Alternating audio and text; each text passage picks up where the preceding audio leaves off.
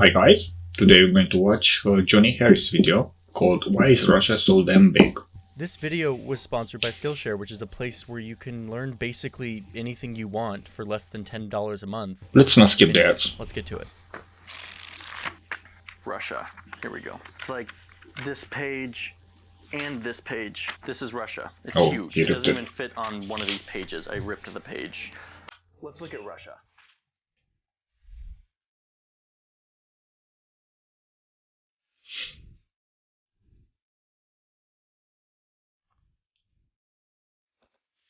That pretty much sums up Russia. But wait, yes, this is Russia, but Russia is also this, and this, and this. This one country encompasses over 100 languages, spread across 11 time zones. Whoa. I mean, the place is freaking huge. 11 time zones. Countries aren't That's really big. supposed to be this big. So how did this happen? How did Russia become so damn big? I think mostly because it's a lot of nothing and cold. Countries come in all shapes and sizes. You have really small countries like here in Europe, the country of Monaco is tiny. It's literally 2 square kilometers, like smaller than most cities. Whoa. Now that's obviously an outlier. So let's look at a more average sized country like Belgium. More like 11,000 square kilometers. Then you have even bigger countries like France, that are like 550,000 Yeah, that's a pretty square normal kilometers. country. Over here in the United States, where everything is apparently bigger, you have states that are bigger than France. Like the state of Texas is so big. 695,000 square kilometers. All 48 of these continental United States are huge by European standards, at least. This whole continental United States is 8 million square kilometers. So you have all these different sizes of countries. The average sort of looks like this. And then you have the second largest country on Earth, which is Canada. Oh, Canada was the second? Now, I didn't know take a that. look at the size of the largest country on Earth. Wow, even bigger. Russia is huge. It is more than double the size of this the part is USA. States. 17 million square kilometers. Makes up 1/8 of the total habitable area on Earth. And it's almost double the next biggest country on this list. I mean, it's mind-blowing. Russia is a part of Europe. It also shares a beach line with Turkey, but then you go all the way over here and it has an extensive border with China and North Korea. Oh, even North Korea. Keep going and it stretches all the way up here to where you could literally swim from Russia to the United States, assuming you can swim. It's funny. Like 2.5 2 miles. islands, So yeah, one Russia, one is USA. huge. It's giant. But not that long ago, Russia wasn't huge. In fact, relative to empires and their borders, Russia was kind of a small fish. That's the story I want to tell you.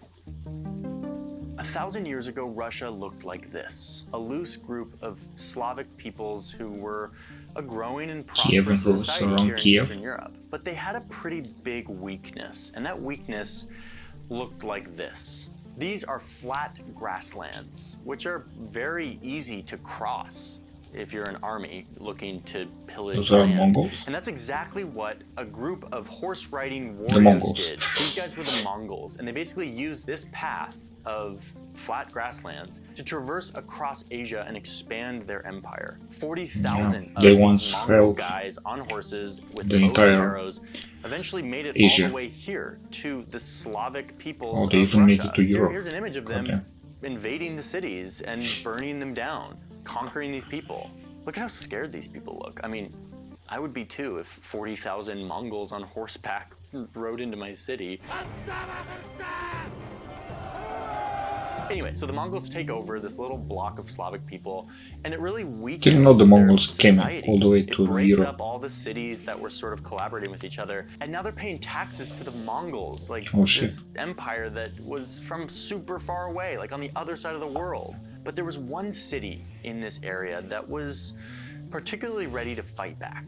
They were quietly getting more powerful. This city was called Muscovy, or Moscow eventually, and it became the regional epicenter for trading fur, which is a thing that was becoming all the rage in Europe. Moscow was also learning how to use gunpowder and guns and technology from Europe, and before long, they were able to punch back against the Mongols, whose big-ass empire was getting really big and hard to maintain, and it was sort of starting to crack, and Moscow was there to take advantage of this.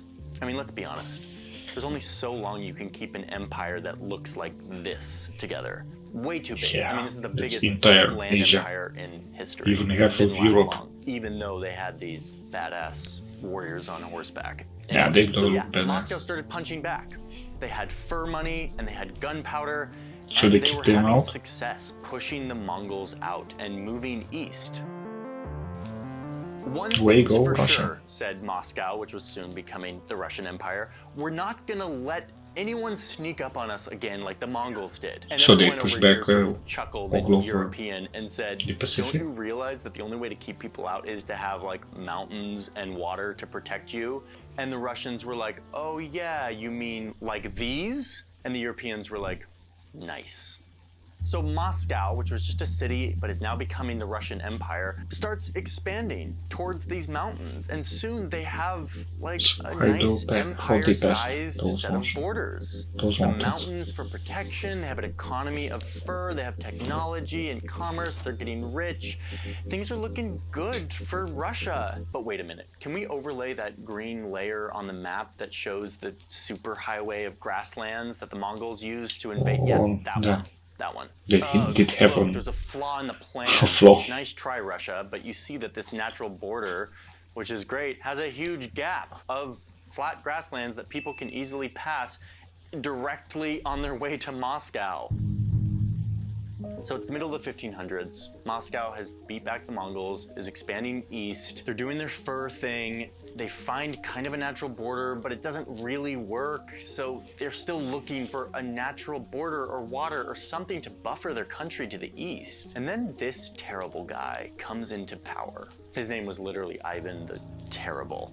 And he Lol. had some pretty big ambitions for expanding Russia. He's like, dude, we don't need to stop at these mountains. Let's see how far we can push this thing east, way past the mountains. What he finds on the other side of these mountains is a very sparsely populated land of ice called Siberia. There wasn't a lot of people here, and Yeah, the people that were there's there nothing weren't there. super resistant to this Russian takeover. The main thing that the Russians had to fight against was the cold. But with cold comes furry animals who Oh, have the thick fur. coats of fur, which again was incredibly valuable in European markets, and that helped fuel this race to just keep going east.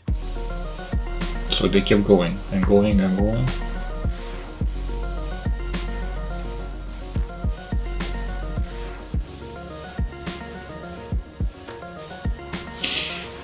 Is it just me, or are they sort of overcompensating? Like, yeah, we get it. You got invaded by the Mongols, and like, So you they wanna, like took make over sure it doesn't happen everything. again. But like, settle down. They just kept moving east till eventually they reached the Oh, Pacific they Ocean. did the really end of reach the the world. Pacific Ocean. But they didn't stop there. They just kept going.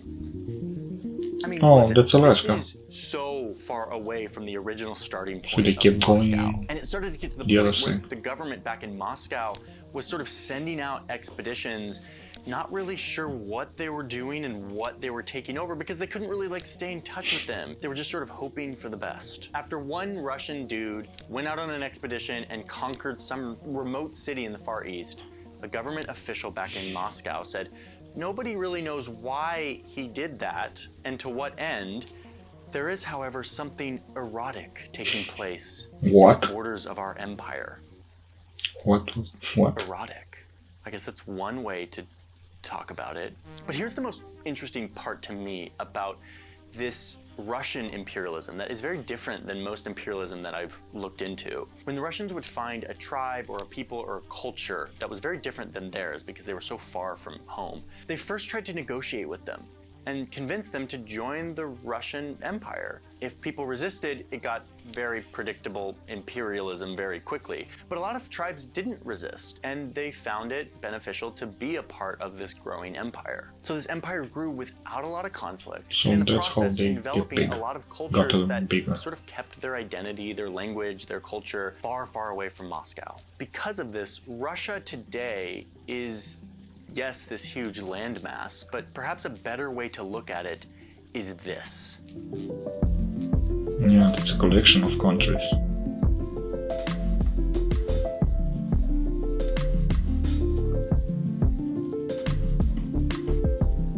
today is divided into 85 territories. 22 of these Damn, that's so territories big. are actually called republics. They have their own official language, their own legislature, Those are in and Siberia. basically are totally independent from Russia, except for in international affairs. It's like 22 countries within a country, Sort all of with their own unique style. sort So of yeah, well, United Russia States. Is this. There's also other versions of Russia, and I want to show you some of those. So everyone Stop got one, like let's his look own at the influence. Republic of Sakha. It's located way in the east, and it's This huge. is 3.1 huge. Whoa. million square kilometers. Massive. This place is in a time zone 6 hours ahead of Moscow. The people here don't look like Putin at all. Their ancestors are not from the original Moscow, Asian, Russia like. area. And they speak their own Northern Siberian Turkic language as well. Turkic? The capital of this Russian Republic is way up here. It's called Yakutsk. It's the coldest large city on Earth, with an average temperature of -8 degrees centigrade. and this whole region is That's full an of these average. giant holes. In these holes, they're looking for diamonds. 25% of the world's diamonds are mined in this republic. So they're rich. So yeah, this is Russia. Next stop down here is Dagestan, which borders the countries of Azerbaijan and Georgia. And understand The means climate land. here is so different than what I think of when I think of Russia. It is hot and dry, and people here speak 13 different official languages besides Russian. Plus, there's a bunch of unofficial languages. 13 And different 83% of official people here languages. identify as Muslim, which again, like, I don't think of Muslims in Russia, but Yeah. this is Russia. It's right next to Chechnya, which is Oh, another part I of heard Russia, of which this is one. politically and culturally very much doing its own thing. The people here declared independence in the 90s, which caused rebel groups to militarize, and then there was war and terrorist attacks, and people died, and Putin may or may not have planned a bombing to frame Chechnyan terrorists to then go to war with them so he could get approval ratings so he could take over the country, become an authoritarian leader. No, wait, no, I'm not going down the freaking rabbit hole. I'm doing one of those fun geography videos where we talk about cultural diversity. We're gonna talk and- about Putin and, next like, time. borders and history, and not this stuff. Come on, just this once. Can I just go into a video without having to talk about the fact that some people are really terrible? Anyway, so Dagestan down here has all these different languages and Yeah, people, Muslim people. so different than what I think about when I think of Russia. Plus, I mean, look at this fashion culture. Okay, so there's a republic here right on these mountains that we talked about that were sort of a good natural border but had a big hole in them, the Ural Mountains. This is the Komi Republic. The main thing about this republic is it doesn't look like the sort of ice-swept Moscow streets that I'm used to of Russia. This place is known for its natural beauty, beautiful landscapes, and where the gulags were, the brutal Russian prisons during the Soviet times, where they would do terrible things. Anyway, there's these beautiful rock formations that are super unique, and people aren't supposed to climb on them because there's some legend and it's bad luck, but of course, foreigners show up and do stupid things, and they couldn't resist, and here they are. Anyway, this is Russia. Pretty interesting Couple more. rocks. You have this Republic of Kalmykia. You just need to look at this place and its people to know that this feels very different than what you think of as Russia. And yet, this is Russia. Mother Russia has Yeah, been they sort of look cruel to these people Asian over the too. years, trying to erase their culture, but even still, they persist. Last one I want to talk about is called Tuva. It's down here. Here's Putin visiting Tuva a while back. This is another place where Russian ethnicity and language is a minority. Isn't the people country here are more whose related to domain name is Mongols, TV? And they speak a Turkic language called Tuvan, which sounds like this. Бірдугаар шагнан хичээл Монголд уран жугаалн хичээлдэн нэгэлэвтрээ.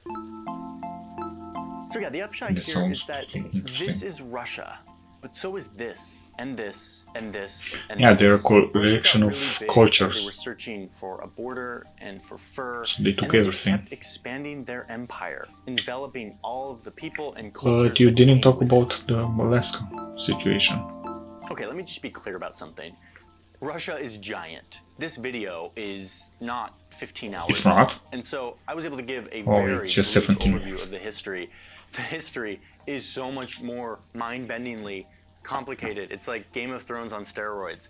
Not to mention, today's Russia is also so much more diverse like a mosaic of cultures and languages that I was able to give.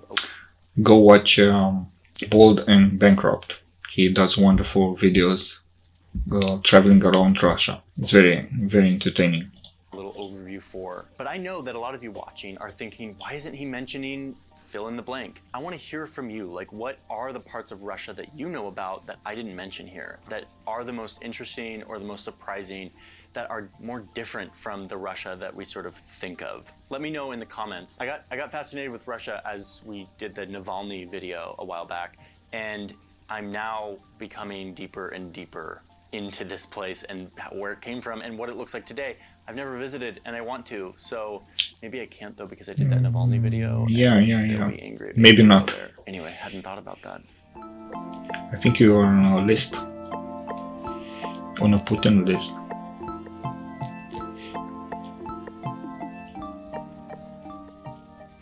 Okay, before you go, I want to tell you how you can sign up for Skillshare for free and start. Let's learning watch his stuff. Skillshare ad. is this giant repository of tutorials. I think he deserves it. Video-based quality tutorials that can teach you anything from photography to business skills to cooking to animation. Like, I've learned so many of my skills from watching web-based tutorials just like this, including a lot of stuff on Skillshare. They're really good practical courses, and I'm a major believer in what they're doing. I'm also a major believer that you can acquire so many skills on your own outside of a formal environment. I was using Skillshare long before they came to sponsor a video on my channel because I believe in this. So there's a link in my description, and the first 1,000 of my subscribers to click that link will get a free trial of this premium membership so that you can start learning something today. It's a sweet deal and you should totally go click the link. And go take a course. There's an awesome course on graphic design that teaches you the fundamentals of Illustrator, which is a program we used a lot for this video. A lot of people don't know that animation starts with good graphic design. Learning Illustrator is a great first step in learning how to tell stories visually and to animate stuff. This course is super well done and I definitely recommend it. Go check out Skillshare. Thank you all for being here and watching. Thanks to my patrons for being such great supporters, and lots more videos to come soon. So I'll see you all in the next one. Bye-bye.